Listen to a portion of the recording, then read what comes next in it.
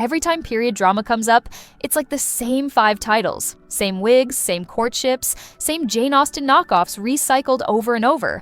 But buried underneath are a bunch of sharp, well-made, historically solid Georgian and Regency period pieces that just never got the attention they deserved. These are the hidden Georgian and Regency gems you're not watching, but probably should be. Let's get into it. Garrow's Law follows the real-life legal career of William Garrow, the 18th century barrister who introduced the radical idea that defendants should be considered innocent until proven guilty. The series is set in London's Old Bailey, and every case is taken straight from real court transcripts, most of which had never been adapted for screen before. The scripts even lifted Garrow's actual courtroom arguments, word for word.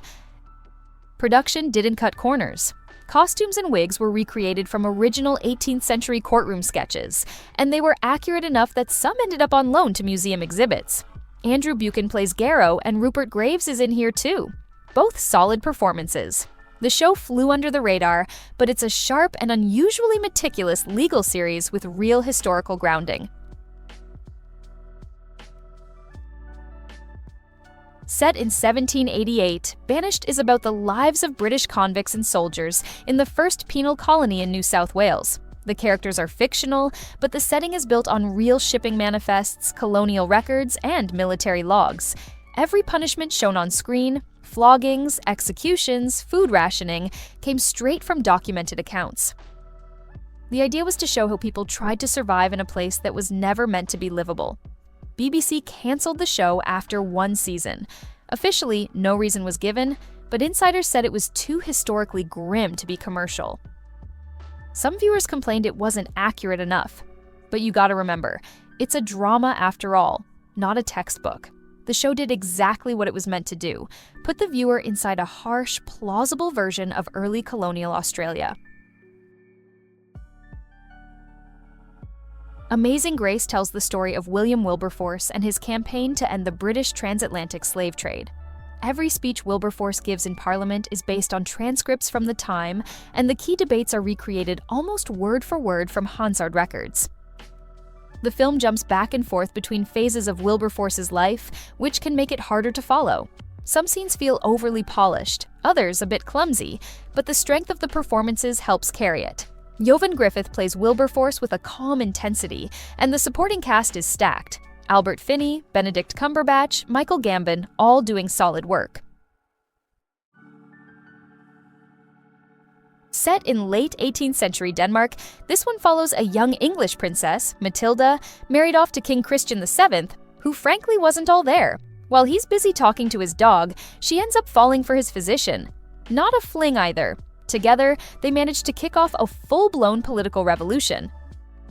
Alicia Vikander plays Matilda, and Mads Mikkelsen is her lover, which means the film is watchable even on casting alone. He carries most of it. The film is based directly on letters between Matilda and her lover, real ones, classified for over 200 years. Costumes weren't just approximations either. They were designed based on actual royal garments preserved in museums, and every single interior scene was modeled after the real rooms of Christiansborg Palace. They even matched the wallpaper using historical restoration records. BBC adaptation of P.D. James's crime sequel to Pride and Prejudice. The twist is that it's a murder mystery, but what sets it apart is how much work went into getting the legal side right. The trial, the arrest, the inquest, all pulled from real Georgian legal texts. The series was filmed on location at Castle Howard and Chatsworth House. The actual rooms left pretty much untouched. Same goes for the carriages, which were all restored antiques from 1800 to 1820. The costume work used proper Regency tailoring techniques with museum-referenced textile patterns. Still, not everyone loved it. The costumes, especially for Elizabeth, got a lot of complaints. She basically wears the same dress the entire time, which doesn't exactly reflect her status. That said, if you're into period mysteries and can forgive the wardrobe gaps, this one's solid. The attention to the legal side of things makes it worth a watch. This is peak Barbara Cartland adaptation. Over-the-top gothic romance wrapped in Regency packaging. But behind the melodrama, the production's surprisingly solid. Shot entirely on location at real English estates like Loseley Park. No soundstage nonsense. Everything on screen is actual period architecture and room dressing. Costumes were handmade using historical tailoring methods, corsets, dresses, accessories, all based on Regency Museum collections. The story is pure Cartland. A wealthy heiress disguises herself as a maid to solve her brother's murder. Romance, secret identities, hidden agendas, it checks every box. But what makes it stand out is how much effort went into the physical details. Even the fencing scene was choreographed using real sabers by a Royal Academy fight instructor.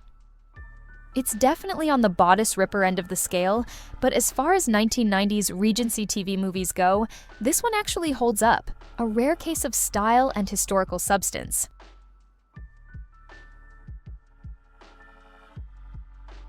This one's about George Brian Brummell, Regency-era style pioneer and a full-time narcissist. He's the reason men stopped wearing lace and powdered wigs and started wearing tailored coats. The film stars James Purefoy, and he plays Brummell with just the right mix of charm and spite. Hugh Bonneville plays the Prince Regent, and their toxic little friendship is the core of the story. The production actually filmed inside the real Royal Pavilion in Brighton. Costumes weren't guesswork either. They were built using period tailoring manuals from the time, which means everything down to the seams and folds is correct. The film doesn't gloss over the end of Brummell's life. His mental breakdown, exile to France, and slow collapse into poverty are all shown as they happened. The BBC used Brummell's actual letters and diaries when shaping the script, and it shows. Loosely based on the real life of Dido Elizabeth Belle, who was mixed race and raised as an aristocrat in 18th century England. The film doesn't invent the tension. Belle did live in privilege but was denied basic rights, like being allowed to eat with guests. Filmed at Kenwood House and Sion House, both real 18th century estates, the production didn't fake anything. Director brought in legal historians to get Lord Mansfield's court scenes right, especially around the Zong case, which played a major role in the early abolitionist movement. Gugu Mbatha Raw is great here as Belle, and the supporting cast is solid. Tom Wilkinson, Matthew Good, Emily Watson, even Tom Felton and James Norton pop up. Two-part BBC drama, and yes, it goes all in. Johnny Lee Miller plays Lord Byron, and this is not the romanticized, tortured genius version.